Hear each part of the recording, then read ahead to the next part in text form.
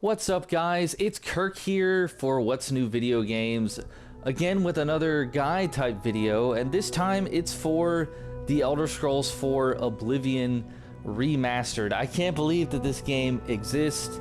The original is probably one of my favorite games ever made, one of my favorite games of all time, and with this remaster, oh my goodness, it just raises the bar in so many ways.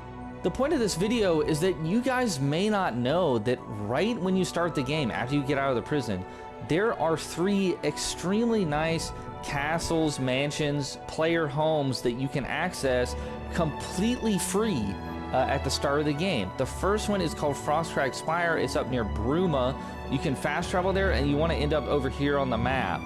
And you're basically going to be going up this pathway to get all the way up this mountain to get to the tower. This is sort of like a wizard tower, and this is kind of like the one that I'd recommend for like right as you're starting out, because you can get quarters that you can sleep in, that you can get storage for, and that only costs about like 1,300 as an upgrade. Plus this fortress is really cool, and it's designed as like sort of a wizard tower, but just make your way up this mountain here, and then once you get inside, you're going to read this tome, and then you can accept this quest. You can make it your main quest if you would like to, and once you read the tome, you will be able to go and start doing upgrades. Now, if you just started the game, obviously you're not going to be able to afford that. Another cool thing about this tower, though, that doesn't cost you anything, though, is that you can teleport to any mage guild in all of Tamriel.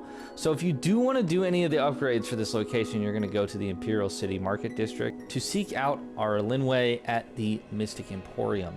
Again, you don't have to do any of the upgrades, but the bedroom upgrade only costs about 1,300, but you can just walk in and the Frostcrag Spire is yours completely free.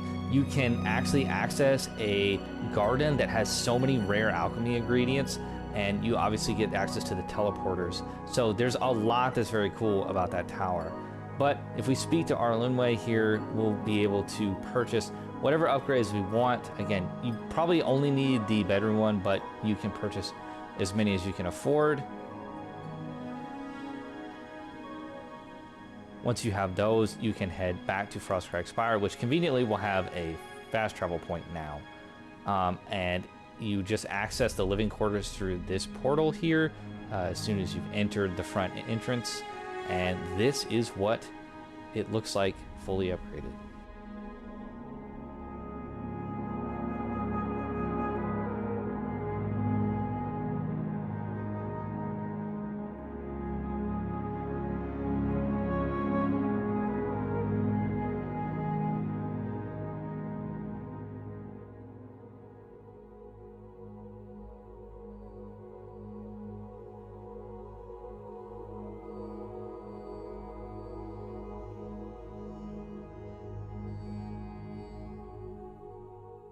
Moving on now to the second of the 3 free player homes that you can access as soon as you get out of the Imperial Prison.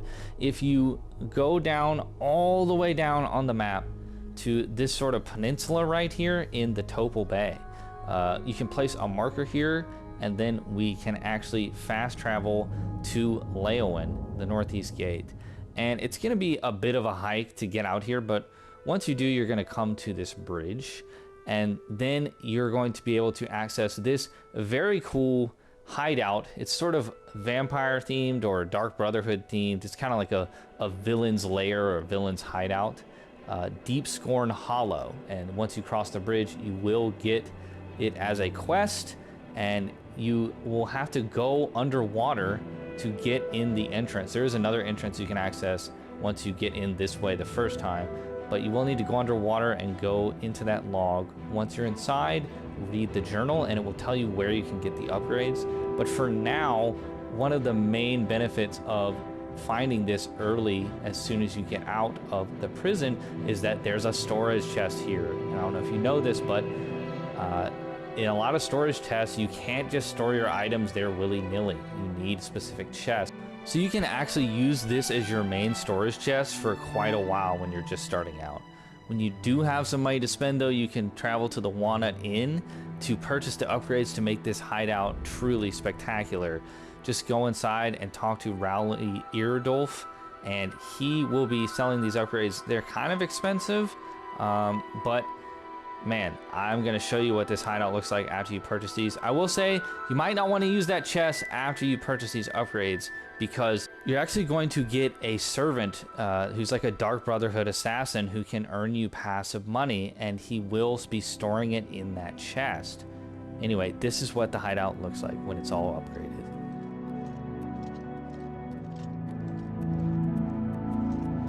Let this be with you, brother.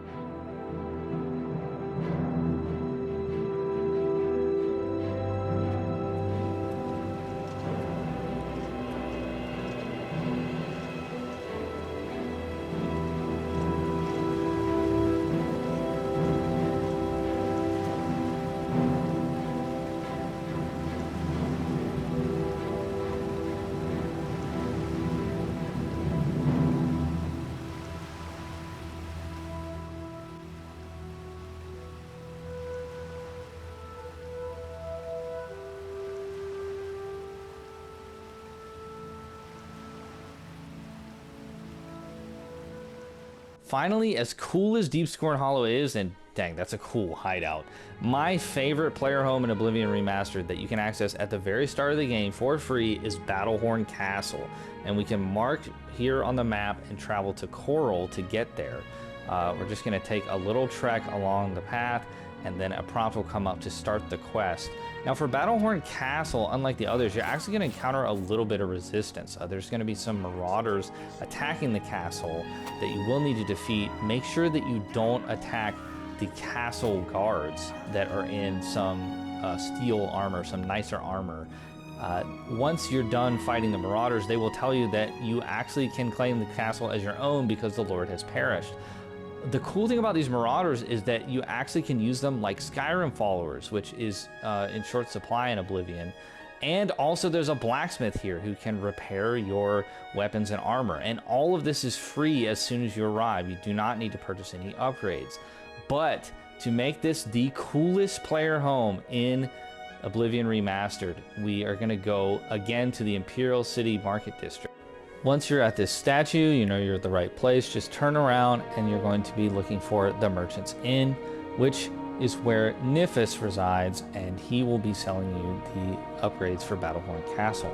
I really do think the Battlehorn Castle is great utility-wise without the upgrades, because of the blacksmith, because of the follower guards. But if you want the coolest freaking castle that you can get in this game, something out of like Skyrim or something, you will be able to chip away at these upgrades as you play the game, as you earn money.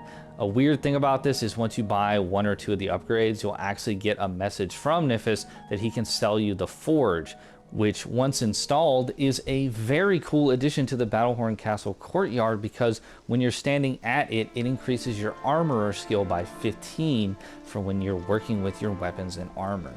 Guys, that is going to do it for this video showcasing the 3 awesome and free player homes that you can get as soon as you start the Oblivion Remaster, and the upgrades that you can put into them to make them really something cool and special. Please like the video and consider subscribing to the channel for more guides and review content, and stick around for the tour of Battlehorn Castle.